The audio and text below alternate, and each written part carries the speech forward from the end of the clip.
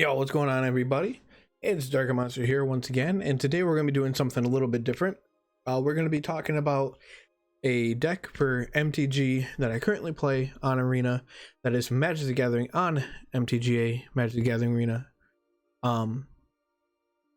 This is a new series I'm not even sure if I'm going to call it a series. This is a new type of video that I'm going to try to be recording for you every now and then whenever I find something interesting or something that stands out to me. For those of you who do not know, once a week on Twitch I play MTGA, and I play in the normal play mode, which is best of one, and it's not ranked, it's no sideboarding, anything like that.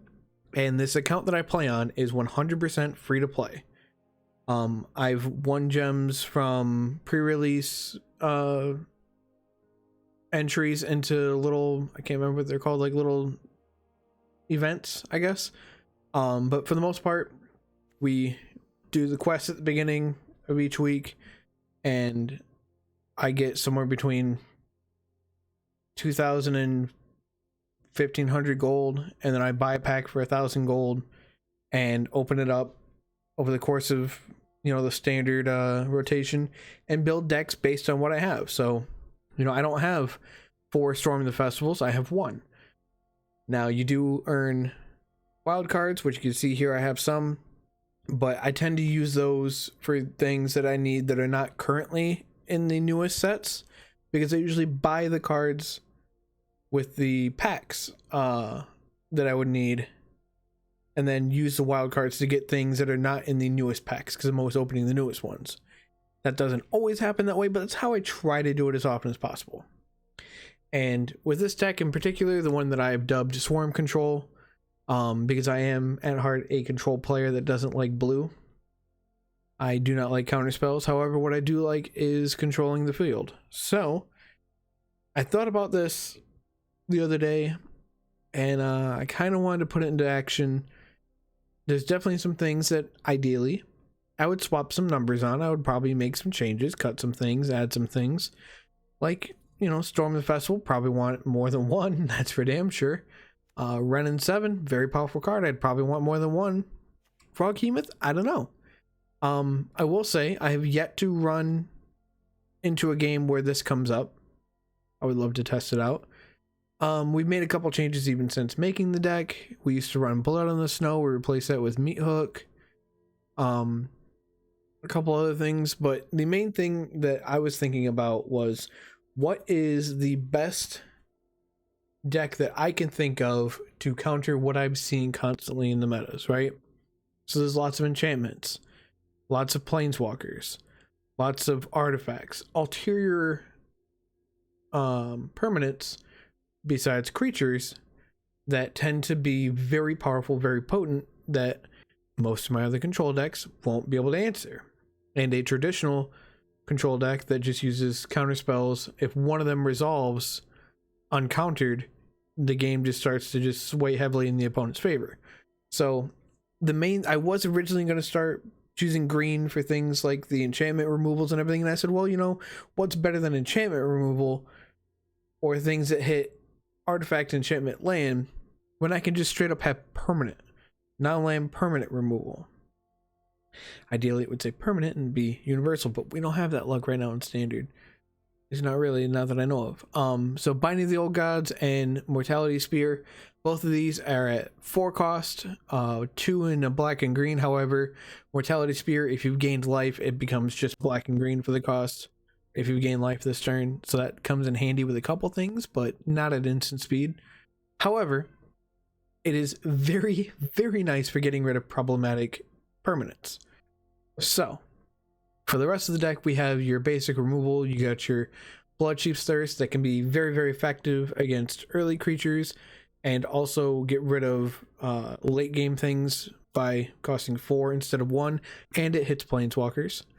We have Infernal Grasp. I only have the 1 in the deck because I don't really like running this too much. It is universal in what it kills. It is instant speed. It is only 2 mana, but it does cost you life.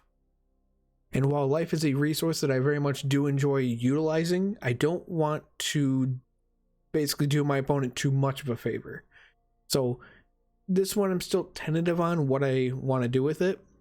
If it feels like it's the other spells aren't as good, I will probably lean more towards this, but for now, this is one we got. Obviously, we said the Meat Hook Massacre, where you can pump it up to kill some things, and this being on the field has made such a difference with the life gain and drain. So important. But we'll get to that in a minute. We have Poison the Cup, 3 copies, because I really enjoy this card. I love universal kill spells, and this is one with an upside.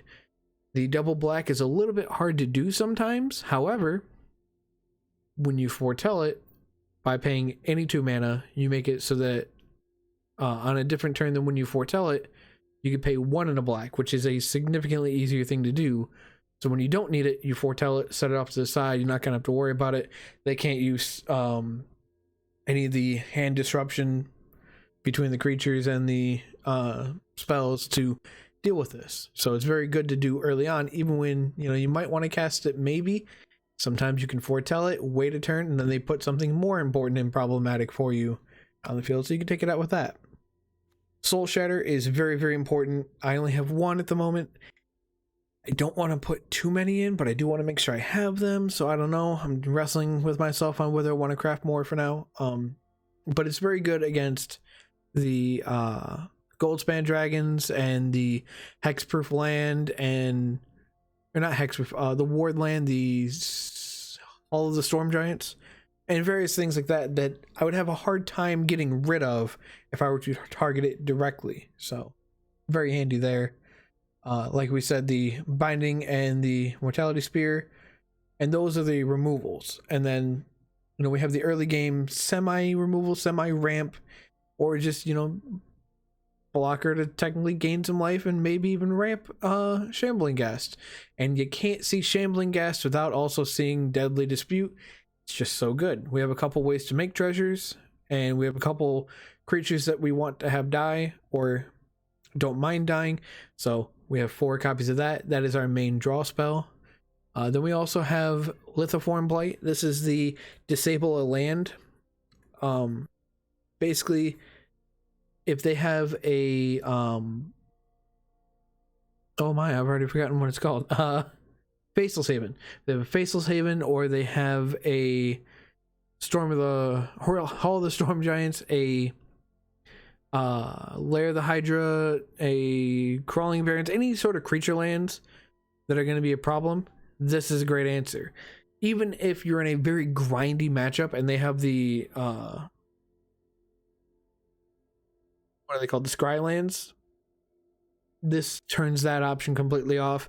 And it's also a redraw. Pay 2 mana, put this on a land, and then draw another card. And they also get a little bit punished if they want to turn that mana into an actual color. So a little bit of damage can stack up. Then we have the Druid class, which gains its life whenever we play a land. We can pay 3 mana once it's on the field, and we can start playing 2 lands each turn. And then for 5 mana, we can turn 1 land into a creature that says its power and toughness are equal to the number of lands that we control. And we can still tap it as a land. It still functions as a land, so non-land permanent removal doesn't work against it. Very, very nice, by the way. Devastating Mastery doesn't work against this because the enchantment's already done its work and it leaves behind a land. So it's a very, very good way to take a land which won't have Summoning Sickness if you haven't played it this turn, and smack the enemy in the face with a really high power creature. The other things we have, as mentioned, are Froghemoth. It's another way to close out the game. I only have 1, and I would only really run maybe 1, because it's just like I spent all game killing things and getting to the late game. I can play this, it'll come in, smack them, and then eat whatever's in the graveyard, get bigger, and from there, what are they going to do? And it's also another source of life gain, so it can help the Mortality Spear and also keep you alive. We mentioned Wrenn and 7, one of the most powerful planeswalkers, simply because of this Tree Folk token. And I don't love this planeswalker because I think the other abilities are not that great for most decks. I think it's definitely super duper powerful in decks built around this idea, especially the land ramp and graveyard synergies. But that's not what this deck is. So it's only as a 1-up. It's only one I have. I can make more, but it's not a priority. It's more just like it's such high value that it's pointless to not include it. I'd be doing myself a disservice. And the Storm of the Festival is to get all these late game permanents out and just have general card advantage ideally. Now, the main thing that I wanted to close out the game with is the Skeletal Swarming 5-mana enchantment that just constantly pumps out skeletons. And every skeleton you have gets pumped up by the other skeletons in their power, and they have trample, and they have to attack. So they're not really going to be blocking. And it works super well in multiples because they get double the bonus to their power. So you get a good, Storm of the Festival, you get one of these and maybe a Froghemoth or Ren, or even if you get a Binding of the Old Gods, you can get rid of something and you can get, your win condition set up. So that's the idea with the synergy of the Storm of the Festival, or Storm of the Festival. But this, honestly, once you've controlled everything they want to do, you've shut down all their aggression, you've run out most of their resources, this will slowly start to take over the game.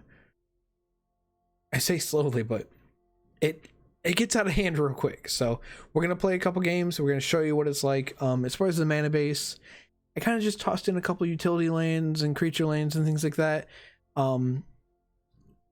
We have the Hive of the Eye Tyrant, Lair of the Hydra, the Crawling Barrens as our creature lands, because we can't always have creatures. We're not really a creature deck. We need ways to either block things or to turn on the aggression and maybe start considering winning. Field of Ruin, just the one of, to go with the Lithoform Blights to get rid of the enemy lands that are important. And then we have the Woodland Chasms that are technically swamps and technically forests, so you can get them with the Binding of the Old Gods. And then we have one Witherbloom Campus, and that's one of the Scry lands from Strixhaven. We have the Necroblossom Snarl, so that we can have both sources and just, reveal a land if we need to, or if we don't have, a swamp or forest, like let's say we only have the Witherbloom or we only have a Field of Ruin or something, we can play this early on and just get it tapped out of the way, not have to worry about it later.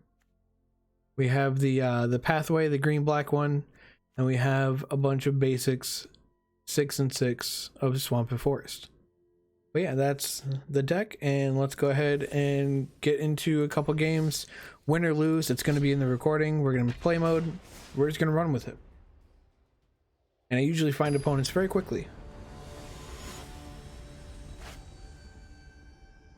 Okay.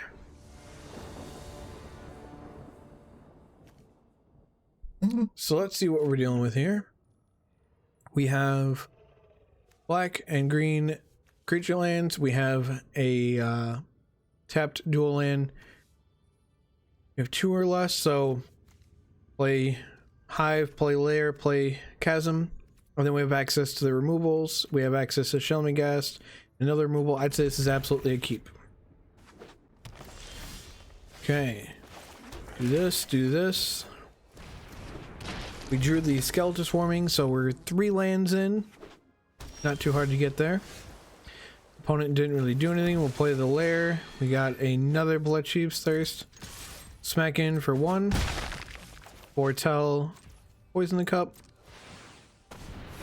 Make use of our mana. We see blue-green, so probably some sort of Simic ramp wanting to do whatchamacallits?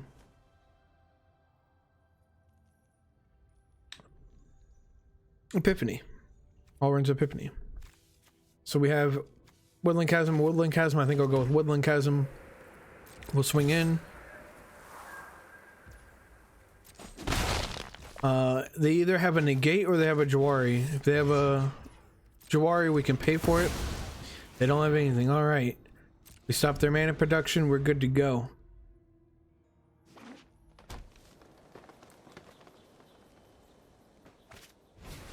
Okay, this is one that we will absolutely poison the cup. Because it's 2 mana and a scry. As opposed to trying to pay 4 for the Blood Chiefs when we would need to draw an untapped land. So, this would come in tap, so we can't do that. So we do this. We do this. We do this. Scry. Okay, that would be our 5th land, and a Lotus Cobra we don't need. We've already done the early game ramps. I forgot that's honestly in the deck. That might be one of the things we cut in the future. But it is a nice little ramp.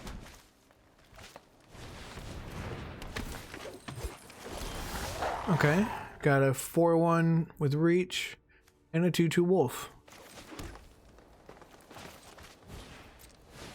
I think we will outpace that greatly. We will swing with both.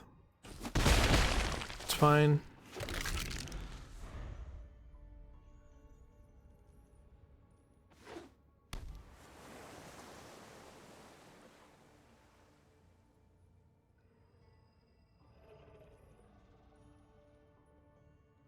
They have 6 mana and 4 cards. They have to decide whether they want to be aggressive, which they definitely do here. Take 6. Not a problem. Oh, they're gonna maybe divide by 0 my enchantment. Well, they do have access to green. They can just flat out get rid of it.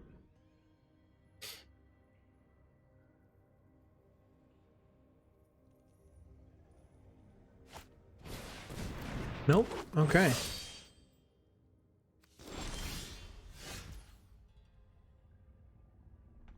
So they left up 3 mana, 1 blue.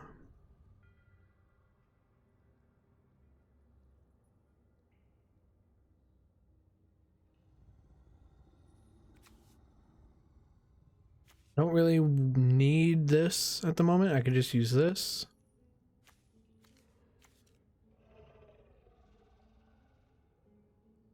So that's just going to pump up their creatures. We can just get rid of it.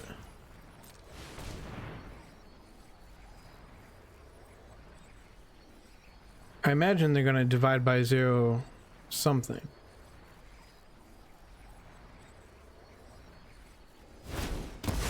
No? Okay.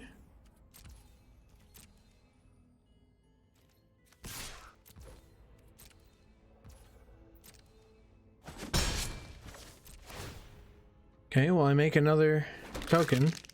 Couple tokens, actually. Because something did die. I believe that's the condition, right?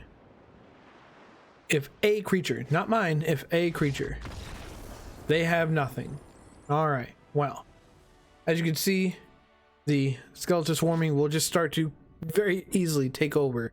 And we'll just keep making more and more and more, more and more and more, more and more and more, and they just keep getting bigger. So next turn we'd be attacking with 9 damage right there. We have the Shambling Gas as defense. If I block here, it kills this, and I can make a treasure. If I block one of these with the other one, I can -1, and the 1 damage and the -1 would kill it, completely clear their board. We have ways to get creatures with this. We have ways to remove something with this and ramp. So easy peasy lemon squeezy, as I would say. Let's move into the next match, if we can ever get back to the menu. There we go. Cool beans, what'd I get? Oh, cool.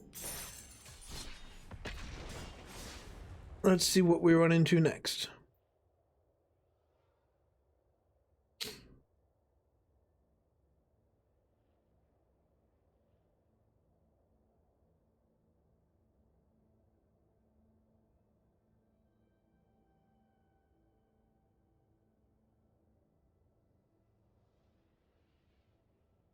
This is the longest I've had to wait for an opponent for a while.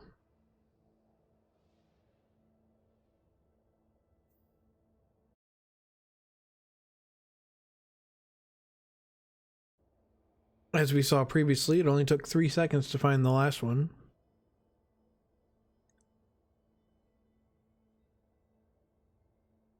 There are definitely bad matchups. The ones where the control decks get anywhere near established, it becomes quite troublesome. They can usually get enough card advantage to outpace us if they properly use their resources. Oh, that's why. Opponent didn't want to connect.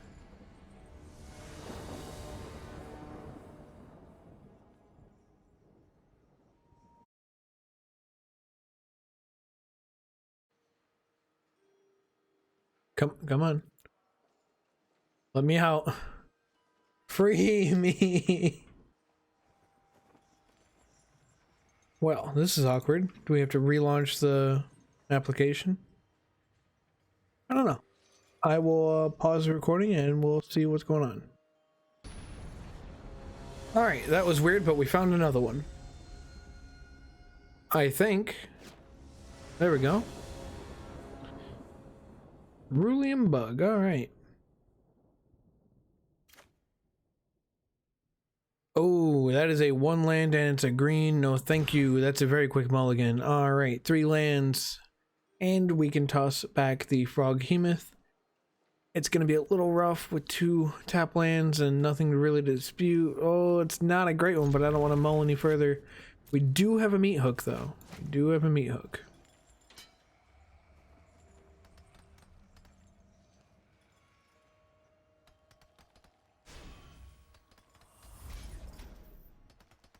Opponent deciding whether or not they want to keep. Or is it their turn to play? Can't tell. Not a great... Oh, there we go. Trying to decide what their move was. Okay, okay.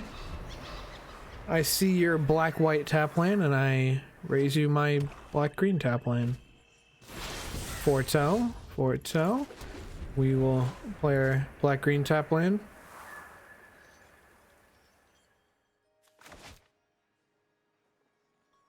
So black-white is going to be control. Are they going to actually end up being Esper?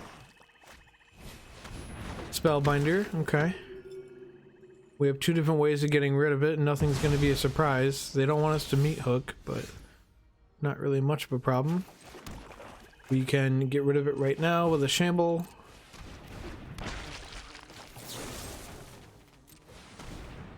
Sacrifice this. We can give this -1 and draw a couple cards. Nice. Get a treasure, get some cards.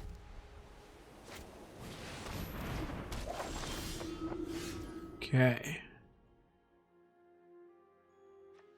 And that is technically a cleric. I see what you did there.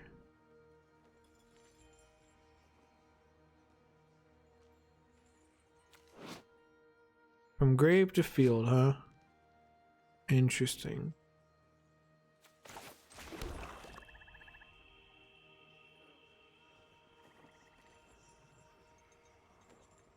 Oh.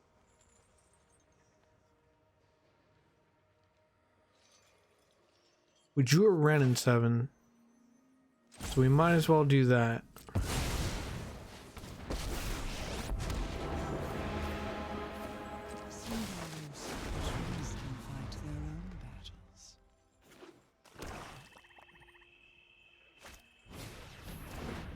Okay.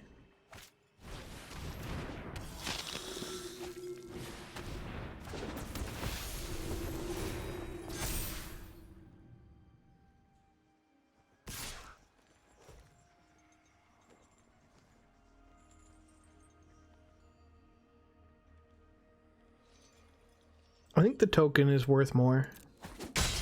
I must regenerate.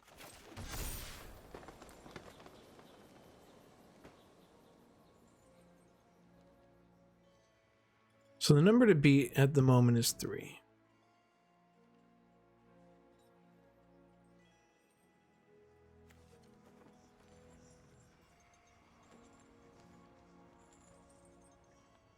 So help me get there and kill multiple.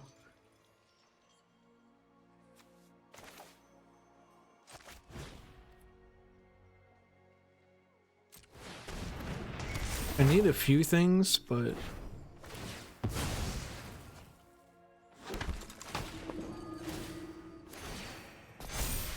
yeah. They're obviously going to take the Mortality Spear, but that's fine.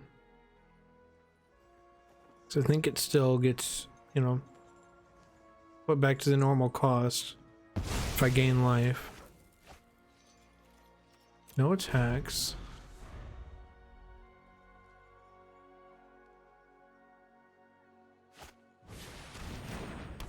Oh, that's not legendary. Interesting.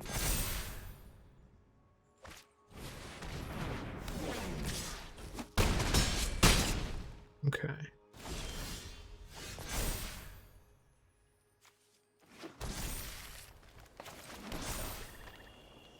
I should have picked the dual links. It's going to come in tapped anyway. Can only meet hook for 2.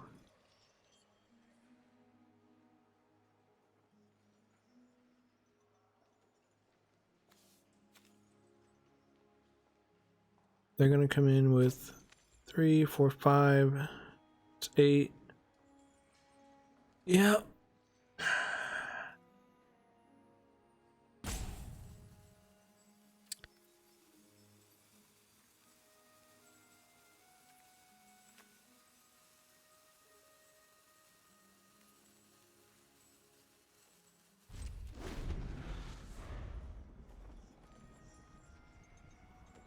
So I can get rid of... Oh no. That technically keeps me alive at 1, which is rough.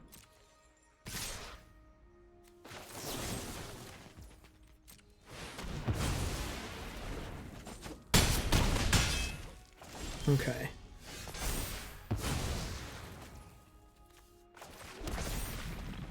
So 1, 2, 3, 4, then 1, 2, 3, 4. Then I can clear their whole board.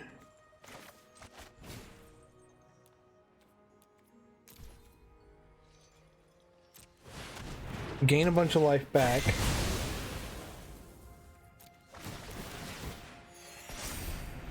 Okay. They can get something back once they level that up again.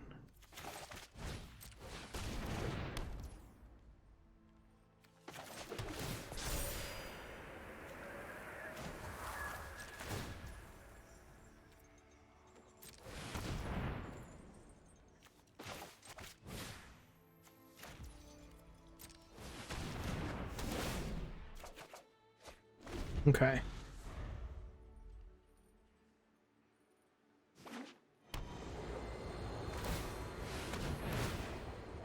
So what do they get back? Okay.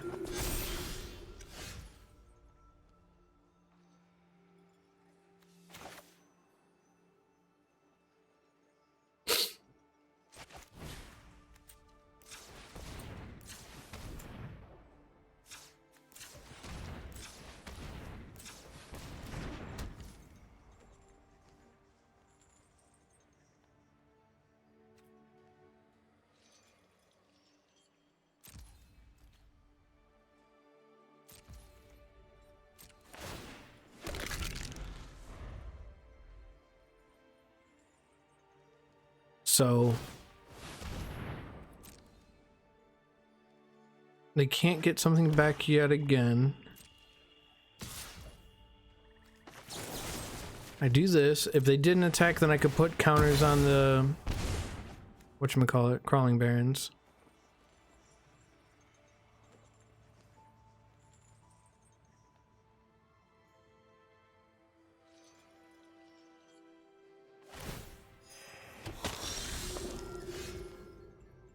Okay.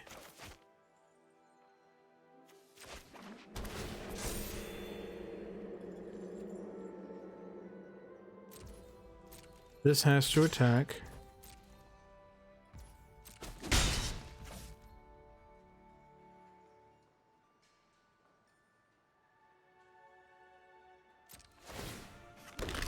If they go to attack, I can fire up the crawling barons.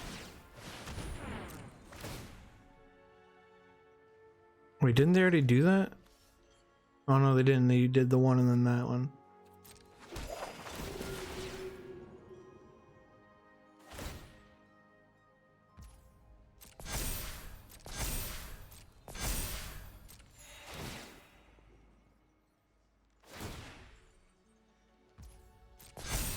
so many +1 counters.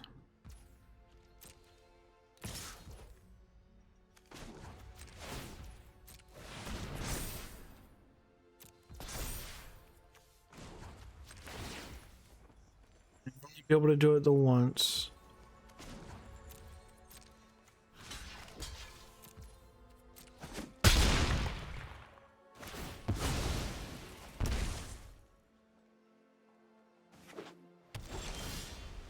Okay.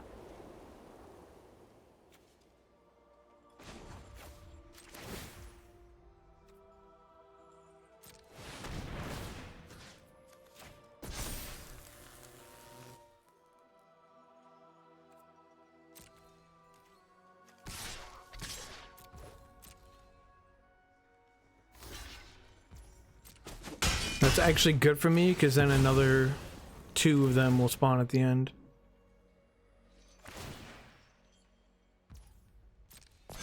I'm just gonna resolve all. There we go.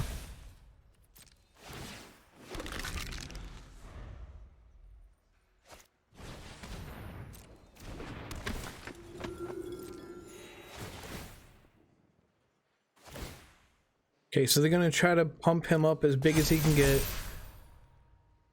I imagine they'll probably attack with both. Because they kind of want him to die.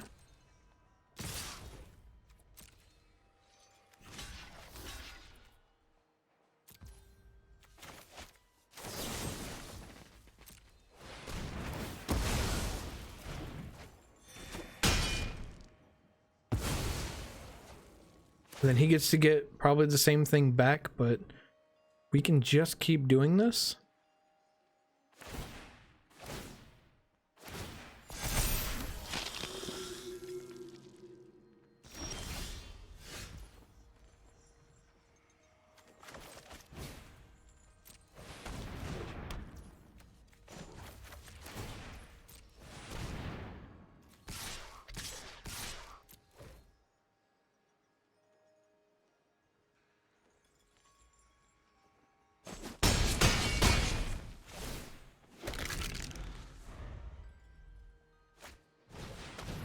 Oh, that sucks.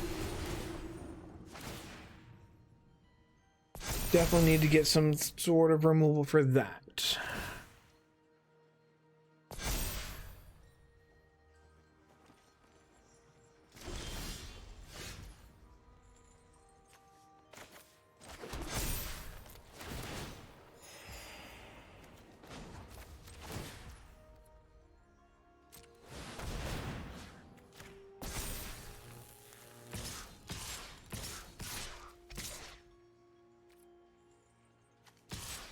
Threat and lethal, I guess, right?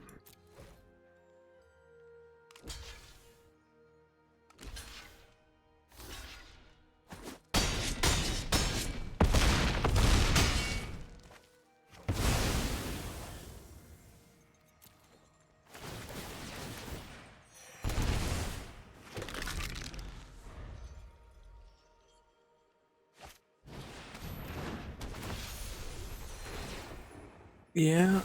Still not enough to kill.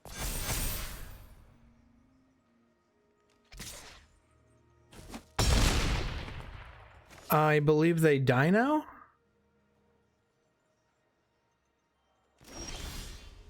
Maybe not die. That might be excessive.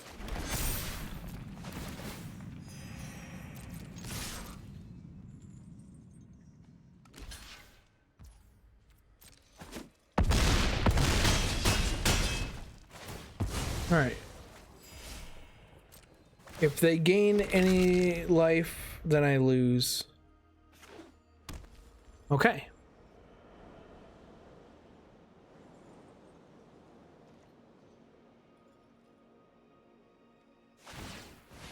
That's fine, it can't attack.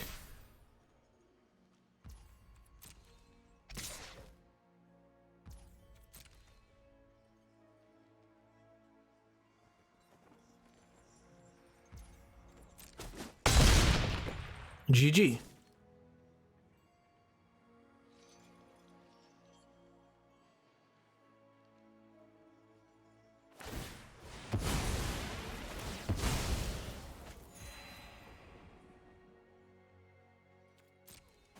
Oh, why didn't they do that? They'd have won.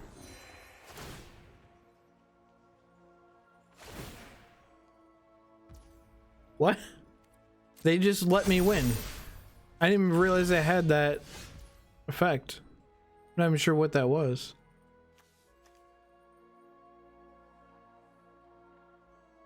So they goofed. They goofed hard. Oop, cancel that. That's a 1 mana spell right there.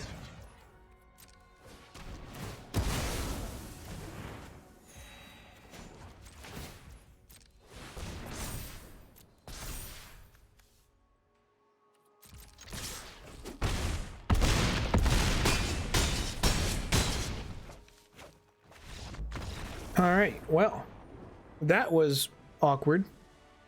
They had me dead. What they should have done was do those things before attacking, because then they could have put counters on their Valkyrie, which would have hit me for 9 when I was at 8. So they should have won, but they misplayed, and thus I was able to just roll over them.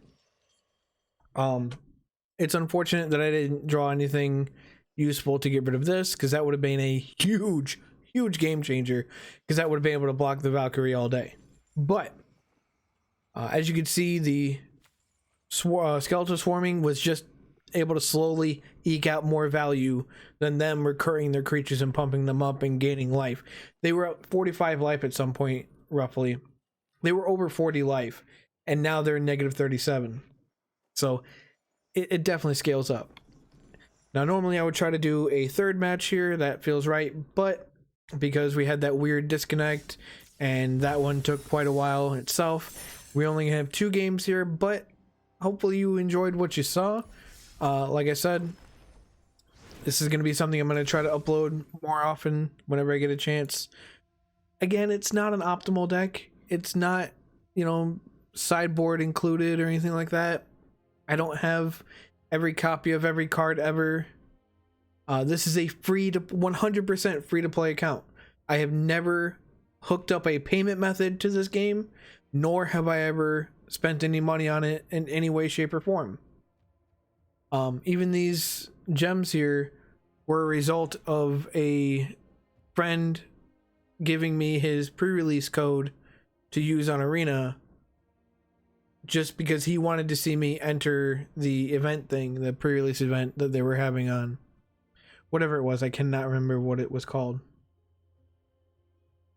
It was a sealed game. So that's the only reason I even have those gems, is because I think I placed a little bit and I won some gems. So yeah, if you like the deck, please let me know what you think. If you don't, that's fine. Please let me know as well. And if you like the video or dislike it, you can feel free to hit either button. Give me the feedback. If you want to see more of this, please let me know down in the comments below. If there's any other kind of archetype or deck type that you would like to see my take on it, because I can't give you the exact one. I can't give you the optimal one, because again, I'm using a limited card pool based on what I have opened RNG style from a limited amount of packs. I will do my best to create from what I have the deck that you might want to see. If you have any suggestions or changes, I will do my best to look into them, and in the future, if I need to craft them if they're older, or if I can find them when I open them, maybe add them into the deck. Any thoughts you have on the cards at all, I'm more than welcome to hear and take some feedback, because I love making decks and building decks and talking about possible things and possible changes. There's a purpose to everything in here, but that doesn't mean it has to stay. But I appreciate you guys for watching. If you want to, you are more than welcome to subscribe, because I guarantee there will be more Magic content on the channel. There's already older videos of Commander online via Spell Table, of really old Arena gameplay back when it was first out. I was doing daily videos for a while. There's a couple of videos of pack openings and set reviews that I do for every set. But yeah, there's also various other content on the channel, so if you like any of that, maybe you'll be into it. And if you are subscribed, feel free to hit the bell if you want to be notified whenever videos are posted. I try to post throughout the week whenever I can. Almost always there will be at least one video a week, if not more. Either way, I appreciate you guys for hanging out, and hopefully you enjoyed this video. But I will catch you guys later.